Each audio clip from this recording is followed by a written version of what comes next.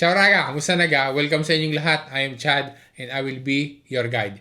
Mayroon akong i-share sa iyo na karapatan mo bilang isang laboratory. Pero marami sa atin ang hindi masyadong aware about dito.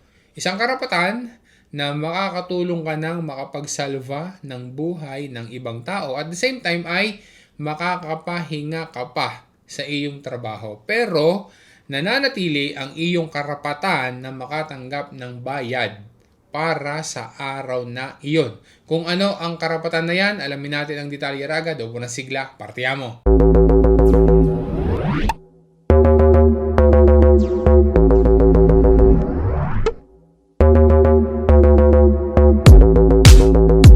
Ang donazione del sangue or blood donation is considered as an act of solidarity that can save lives. Alam naman natin lahat yan. Isa din iyang paraan, yung pag-donate ng dugo para magkaroon ng blood test at saka check-up regularly.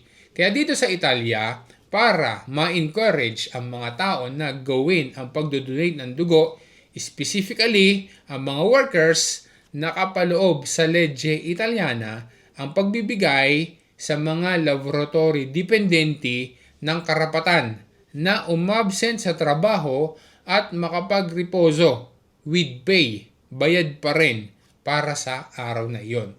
Ang tawag diyan ay permessi per donazione sangue. Pwede iyang gawin ng mga laboratory dipendenti na privati maging dipendenti publici as long as voluntary na gagawin ang pagdodonate ng dugo noong worker na iyon.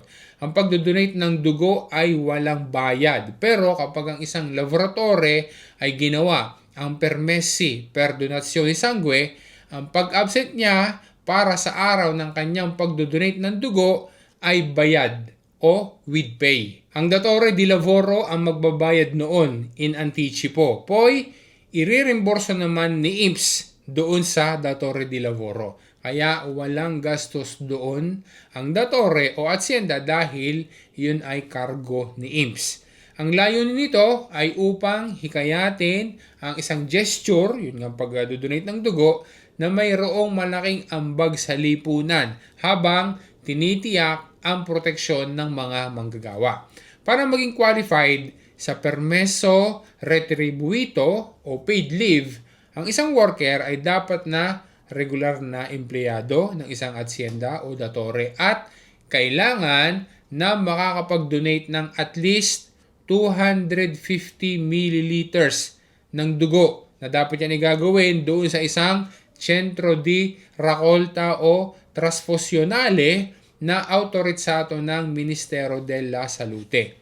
Ito ang dalawang dokumento na dapat na isubmit ng worker sa kanyang employer para sa permessi per donazione sangue. Una, isang deklarasyone na nagpapatunay na iyong gagawin na donation of blood ay voluntary.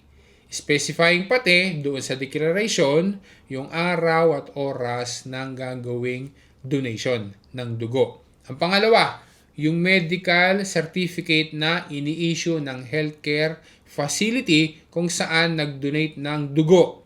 Indicating doon yung date, time, amount of blood na donated at ang personal information noong donor. Ang mga documents na iyan ay required na itiene or itago, i-keep safe ng isang asyenda at least 10 years. Ang kabayarang dapat bayaran para sa araw ng permeso ay katumbas ng karaniwang sahod na matatanggap sana ng manggagawa kung siya ay nagtrabaho sa araw na iyon. Just in case na ginawa ng isang worker yung permessi per donazione sangue tapos ay na-declare noong healthcare facility na inidonyo o unsuitable o siya ay unfit to donate blood, mananatili pa rin ang karapatan sa permeso na with pay. Pero ang bayad na lang ay para doon laang sa mga oras na kailangan niya pagpunta doon, pagbabiyahe papunta doon sa Centro Trasfusionale, habang nandoon to undergo medical checks at hanggang sa panahon na siya ay makauwi doon sa kanyang bahay.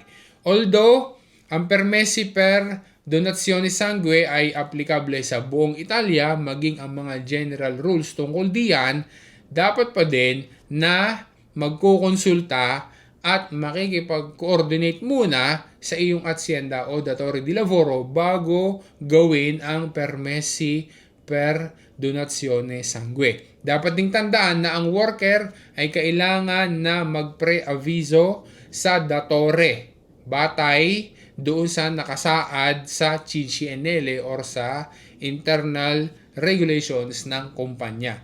If ever na gusto niya na gagawin yung permessi per donazione sangue.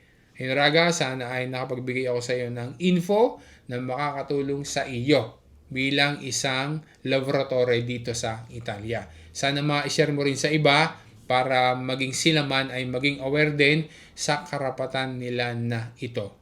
Yan naman ay nakapaloob sa Legge Italiana. Hinaraga, maraming salamat sa panonood mo. Maraming salamat sa pagtitiwala mo. Once again, this is Chad. And always remember, Chad will guide. Grazie raga, alla prossima!